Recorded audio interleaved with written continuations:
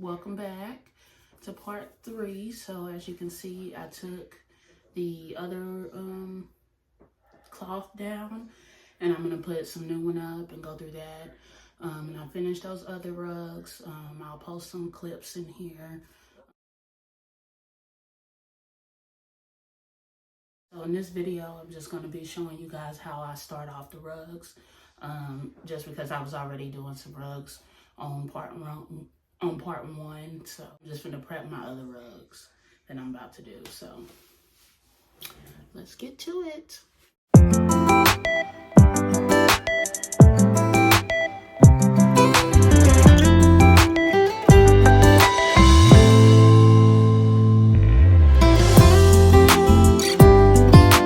So first I want to talk to you about my frame that I have. So as you can see, I have a 6 foot by 6 foot frame that I built myself. And I also have the 3 foot or 30-inch one that I got from Tough Love or tufting.com, something like that.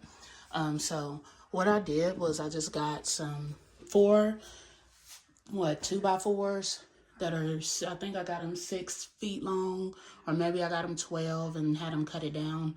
But either way, and I found these carpet grippers in the carpet section in Home Depot. As you all know, that's my store. And they sell these for a really good price. And then I also just put some supports up here just to keep them straight and make sure that it's even. So I have some support beams down here also, and then some more support right there. So I'm going to make another frame though, a smaller one than the 3 foot one. So be sure you subscribe and turn those post notifications on. That way you can know when I post that video, and I'll go through everything that you need for that and how to make it. And I'm sure it's going to be the same as making a 6 foot frame or 8 foot frame. All right, so I have my cloth, okay. And once again, I got this from tufting.com. It's primary tufting cloth. It's long. And what I'm gonna do,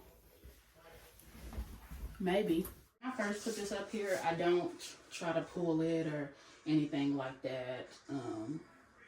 I just try to, I just try to get it on here. Oops, dang it. Alright, so I'm just going to stick it up here for now, and then I'll pull it later to even it out.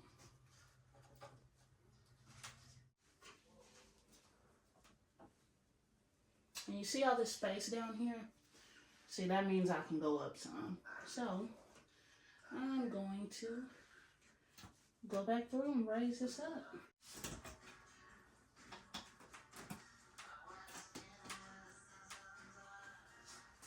So if you're starting out, this right here, the way you can test how tight your frame is or your cloth is of course doing that. Look at that. That is not tight at all. So you know that you need to pull it a little bit more. So, and you kind of want it just depends on what cloth you use. You kind of want it where it's like maybe a little resistance. That way it won't lose its structure. Now how we're going to do this is we're just going to start pulling.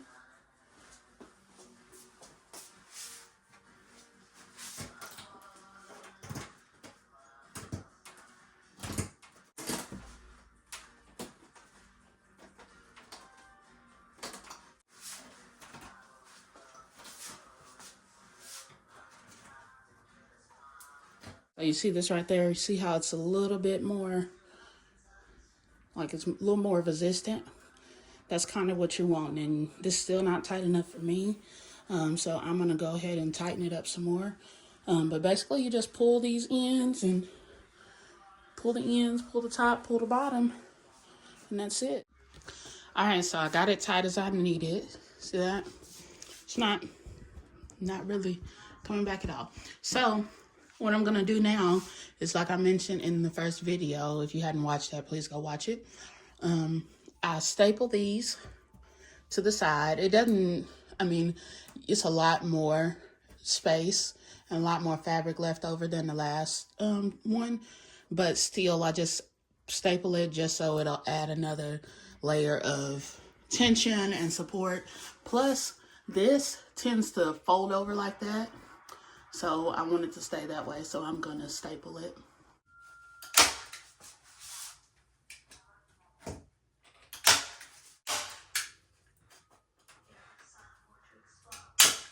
I use this RCA monitor that I got from Walmart. It's only about $100. It wasn't that expensive. And I can plug my phone into it. I can plug in an HDMI cord, just a regular USB cord. So it's really good. So I would recommend that. And of course, I'll link it below. Whenever you're putting your image on the screen, be sure to flip your image, because you don't want to, if I was doing words, you could really see like the LA right there. If I didn't flip the image on the other side of the rug, the LA would look like this basically. So just make sure you flip your image so you can prevent those problems. Now, if you're doing something symmetrical, then it really doesn't matter. All right, so let's get to tracing. And I just use a Sharpie. I know you can't see it, but just a regular Sharpie to do this.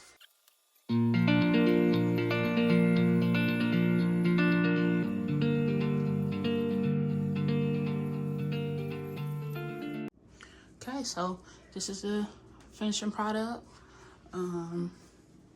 Yeah, and if you don't have the ability to remember which colors is what, then you can always just write in like black, blue, and things like that. So I don't need it, but I might eventually do it just to show you guys. But this is that. So honestly, that's it. That's just the beginning, and then you just start tufting. So I know part 3 was a little bit short, but that's really all to it. You just put your frame, put your cloth on your frame, get your projector, copy it on the screen, and then you start tufting from there. So be sure to subscribe, comment any suggestions. If you have any questions, I'll be happy to answer them.